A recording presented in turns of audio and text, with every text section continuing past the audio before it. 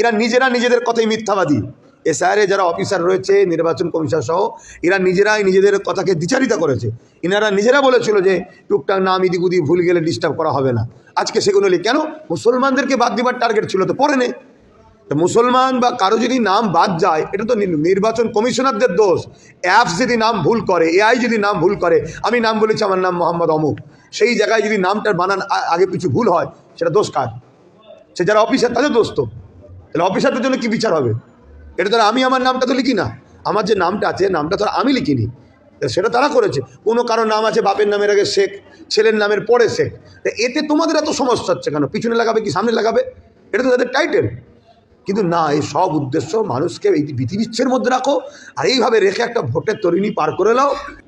হ্যাঁ, অনেকের নোটিশ এসছে, আমাদের পরিবারে অনেকের মহিলা মা বোনেদের নোটিশ এসেছে, যারা কখনো বাইরে বেরোয়নি তাদের নামে নোটিশ এসছে। এটা তো অন্যায়। তাহলে আজকে ভোট লিবার সময় আমাদের এলাকায় এলাকায় এসে ঘুরবে আর মানুষকে ছুটতে হবে, ভিডিওতে হাজার হাজার মানুষ সেখানে যে লাইন দিচ্ছে, সবাই সম্মানিত, সবাই দিন মজুর করে খায়, তাদের একটা প্রেস্টিজ আছে, সম্মান আছে। মা বোন বাপ ভাই দিন রাত ধরে অফিসের সামনে দাঁড়িয়ে আছে, এ কি ছেলে খেলা হচ্ছে নাকি? এটা চরম অন্যায় হচ্ছে। রাজ্য সরকারের যদি ভূমিকা ঠিক থাকতো তাহলে তো কী বলে ওর নাম কি, তামিলনাড়ু সরকারের মতো কেস করে এসআইআরকে রুখে দিত। রাজ্য সরকার তো আর কেন্দ্র সরকার দুজনের তো টাকা রিপিট। মনে রাখবেন, এরা রাজ্যে এই সরকারকে রাখবে, সেন্টার ওই সরকার থাকবে। এরা দুজনে সেটিংয়ে কাজ করছে, এরা দুজন এক পরিবারের সন্তান, এরা দুজনাই আরএসএসের লোক। অতএব এ এখানে ডিউটি করো, ও ওখানে ডিউটি করে ভাগাভাগি করে নিয়েছে। আর না হয় বলুন, যখন এসআইআর হচ্ছিল তাহলে সেই সময় অন্য অন্য রাজ্যের সরকাররা তারা তো সুপ্রিম কোর্টে গেছে, বন্ধ করেছে, তাহলে সেটা তো করতে পারতো। এক। দ্বিতীয় নম্বর কথা, আমার রাজ্যের অফিসারকে আমরা দিতে পারবো না। তুমি করছো, তুমি করে নাও, সেন্ট্রাল সরকার তুমি করে নাও, 221 কোটি টাকা কম বেশি যাই হোক, সেই টাকা খরচ করছে কেন? রাজ্য সরকার বলতে পারতো কেন আমার টাকা খরচ করতে পারবো না, তোমরা তোমাদের করে নাও। কিন্তু না, এই এসআইআর যে বাংলাদেশ থেকে ঘুষপেটিয়া মুসলিম ঢুকেছে, এই খবরটা পশ্চিমবাংলায় সর্বপ্রথম আন্দোলন করেছিল রাজ্য সরকার।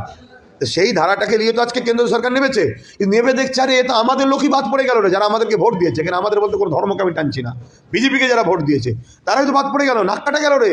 তো মোল্লাদের কী করে বাদ দেবো? কার নাম ভুল আছে দেখ, কার বাপের কটা ছেলে দেখ। তাই এই ছেলেই ডাকা হয়, মোদিকে প্রথম ডাকতে হবে, অমিত শাহকে ডাকতে হবে। তারা সম্মানীয়, ঠিক আছে, তাদের জায়গায় সম্মান, কিন্তু মানুষ তার নাগরিক তো, গরিব বলে কি সম্মান নাকি?